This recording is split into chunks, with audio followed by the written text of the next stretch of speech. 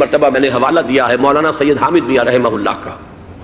انہوں نے ایک دفعہ مجھے بتایا تھا کہ احادیث میں جو قرب قیامت کے حالات و واقعات کی پیشن گوئیاں ہیں ان میں یہ ہے کہ وہ جو آخری جنگ ہونی ہے جو کہ دجال کے خلاف ہوگی مسلمانوں کی، اور جس میں کہ حضرت مسیح علیہ السلام کا نزول ہوگا جس کے سلسلے میں، اس سے پہلے ایک جنگ ہوگی بہت خوفناک، بہت خوفناک. اور عجیب الفاظ ان کے یہ تھے کہ اس میں ایک طرف مسلمان اور عیسائی اور یہودی تینوں ہوں گے.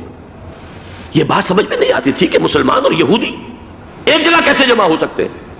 آج وہ نقشہ نظر آ گیا. آج اسرائیل، امریکہ، سعودی عرب اب یہ ایک ہیں.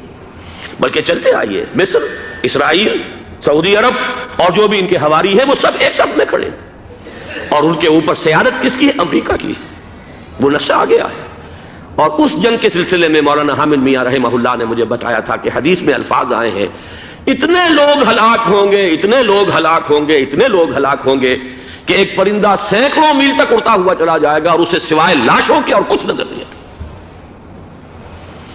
یہ نقشہ خاکم بدہن تلا ہوا ہے، کھڑا ہوا ہے. جو بھی ہوگا کیمیاوی جنگ، کیمیاوی کیمیکل وارفیئر اور پھر ایٹمک وارفیئر، جس کی کھلی دھمکیاں دی جا چکی ہیں. کبھی کوریا کے بارے میں اندیشہ تھا کہ یہ درندے خدا کی دھرتی کو، کوریا کی غریب بستی کو ناگاساکی بنا کے چھوڑیں گے، ہیروشیما بنا کے چھوڑیں گے. آج وہ صورتحال جو ہے عالم عرب پر، heart of the Arab land, اس پر یہ صورتحال بالکل تلی کھڑی ہے. اس میں ہمیں کیا کرنا چاہیے؟ میں نے یہ چاہا کہ پورا پس منظر آپ کے سامنے ہو. صرف وقتی سا کوئی ایک نعرہ، وقتی سی کوئی ایک خبر، اس کے حوالے سے ایک جذبات کا معاملہ، پورا ایک پس منظر سامنے رکھیے. اب وہ آپ کو شاید میری باتیں جو ہیں وہ سمجھ میں آ جائیں. نمبر ایک، ہمیں کسی صورت اس جنگ میں امریکہ کے گھڑے کی مچھلی نہیں بننا چاہیے. امریکہ اسلام کے تحفظ کے لیے نہیں آیا، امریکہ حرمین کی حفاظت کے لیے نہیں آیا، امریکہ اپنے مفادات، عالمی مفادات کے تحفظ کے لیے آیا. اور زیادہ سے زیادہ آپ کہہ سکتے ہیں کہ وہ سعودی شاہی خاندان کی حفاظت کے لیے آیا.